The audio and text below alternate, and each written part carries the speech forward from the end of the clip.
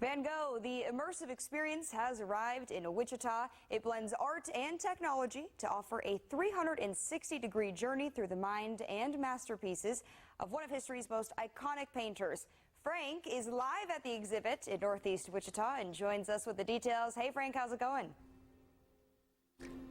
Hey, good morning, Carly. I am in Northeast Wichita, so we are just north of K96, just on the west side of Rock Road. I think it's the Planet Fitness on the other side here. They're sweating it out over there, but we are in this beautiful space, and it really does look like a high-end art gallery here, because it is, and it's very unique. So we got, of course, these Van Gogh paintings here. We've got very large ones like this. It's really kind of neat to be able to see the texture up close with the large scale. You got lots you can read, and of course, we've got Van Gogh himself right here, his self-portrait. And joining me this morning is Gotham Channa. Gotham, thank you so much for bringing us out here to the Van Gogh Immersive Experience. This is so much more than just walking through a gallery looking at art. Tell me what it is. Oh, absolutely. And thank you for having me. Exhibition Hub and Fever, we bring Van Gogh the Immersive Experience here to the Sunflower State of Kansas to commemorate and celebrate Van Gogh's sunflowers, his iconic sunflower paintings, to the state. And what you will see here is larger than life, which you can already tell from the murals. Not only the paintings on the wall, which you may have seen somewhere else, but a multi-sensory, a technological masterpiece, award-winning experience to this city that visitors can come and see the iconic masterworks, the pieces of the artist, and some of the great technology that has been used to bring this to life. Tell me about the technology here, because you guys are utilizing a lot of things. Of course, we got this wonderful mood music kind of playing right now, but what we're seeing right now is kind of a screen over here, kind of talking about Van Gogh's life. You're seeing present-day imagery kind of mixed with some of his work. It goes far beyond just screens like this. Oh, absolutely. And what you are actually listening to right now is original soundtrack created by some of the best musicians in the world, only for this exhibition.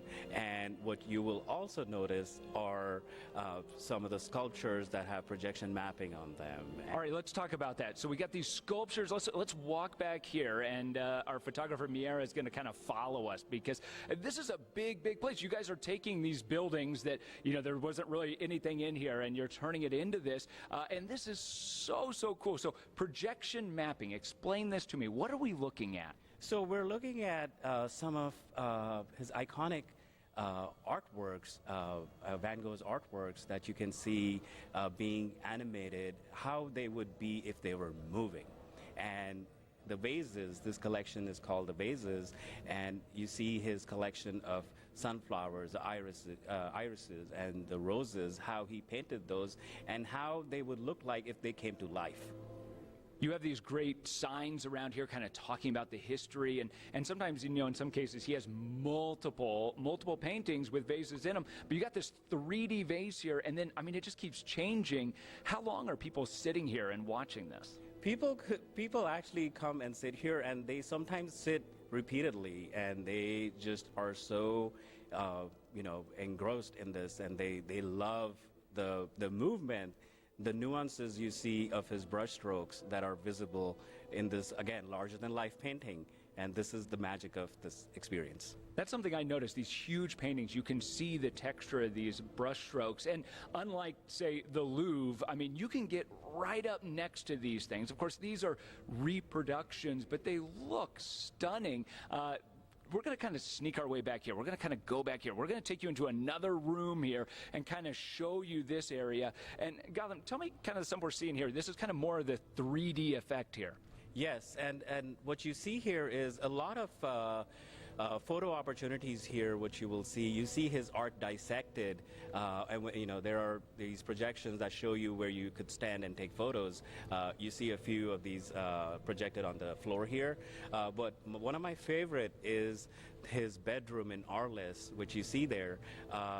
It is an amazing photo opportunity. People love being a part of his painting, being inside his painting. So unlike a lot of museums, you can go in there, like you can sit in that chair?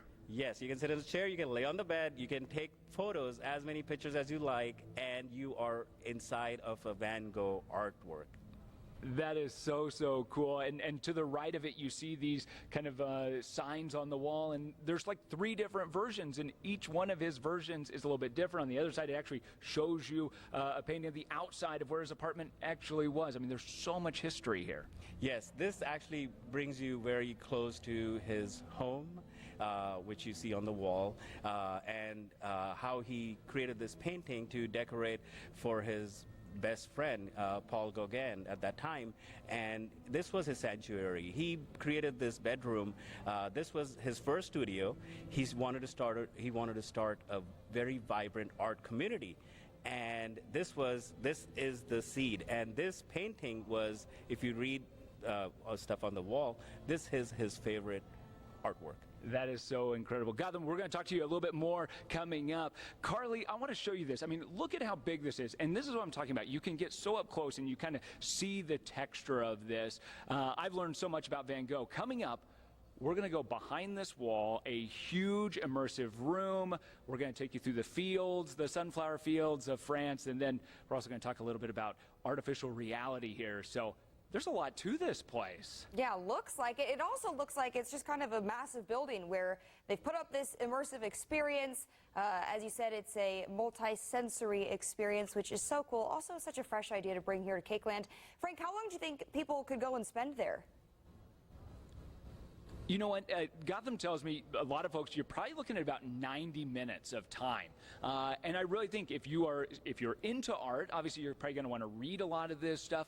Or also if you're just looking for an experience to come and sit and take it in, I think sitting and just kind of watching it over and over again, or looking at it from different angles and perspectives, you could spend a lot of time here. So he recommends about 90 minutes. We're going to take you into that room.